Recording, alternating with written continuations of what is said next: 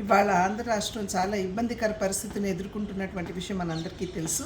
వేలాది మంది ప్రజలు వరదల్లో చిక్కుకుని చాలా ఇబ్బందులు పడుతున్నారు.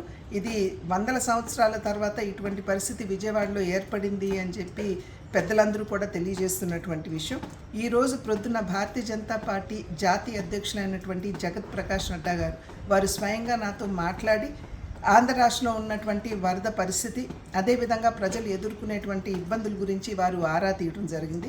వారు ఇచ్చినటువంటి సూచన భారతీయ జనతా పార్టీ కార్యకర్తలందరూ కూడా సహాయక చర్యల్లో పాల్గొనాలని, ప్రజలకి అండదండలు అందించాలని చెప్పి వారు చేసినటువంటి సూచన.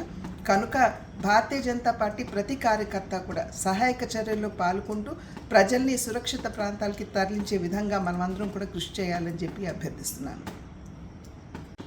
ఇవాళ ఆంధ్ర రాష్ట్రం చాలా ఇబ్బందికర పరిస్థితిని ఎదుర్కొంటున్నటువంటి విషయం మనందరికీ తెలుసు.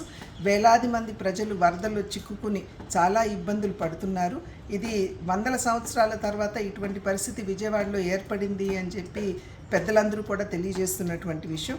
ఈరోజు ప్రొద్దున భారతీయ జనతా పార్టీ జాతీయ అధ్యక్షులైనటువంటి జగత్ ప్రకాష్ నడ్డా గారు వారు స్వయంగా నాతో మాట్లాడి ఆంధ్ర రాష్ట్రంలో ఉన్నటువంటి వరద పరిస్థితి, అదేవిధంగా ప్రజలు ఎదుర్కొనేటువంటి ఇబ్బందుల గురించి వారు ఆరా తీయడం జరిగింది. వారు ఇచ్చినటువంటి సూచన భారతీయ జనతా పార్టీ కార్యకర్తలందరూ కూడా సహాయక చర్యల్లో పాల్గొనాలని, ప్రజలకి అండదండలు అందించాలని చెప్పి వారు చేసినటువంటి సూచన. కనుక భారతీయ జనతా పార్టీ ప్రతి కార్యకర్త కూడా సహాయక చర్యల్లో పాల్గొంటూ ప్రజల్ని సురక్షిత ప్రాంతాలకి తరలించే విధంగా మనమందరం కూడా కృషి చేయాలని చెప్పి అభ్యర్థిస్తున్నాను.